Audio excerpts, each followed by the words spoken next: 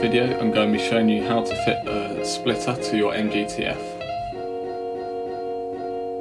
It wasn't made for the TF, but it is a very commonly used splitter for this car, so there are some sections that we have to cut off, but it's not too difficult.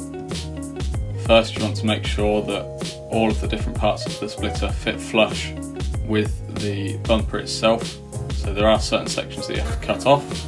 You can do this using a multi-tool or a hacksaw.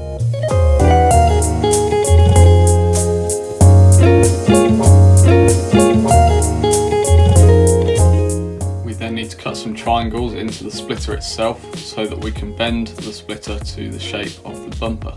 The diagram here shows where we need to cut.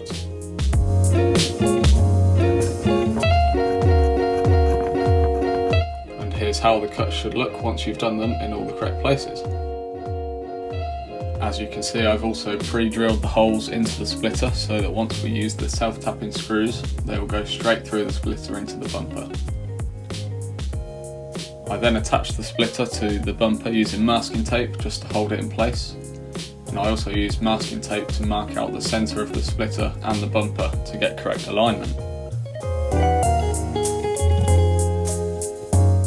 Next, we used a power drill and self-tapping screws to attach the splitter to the bumper, working out from the middle to the end.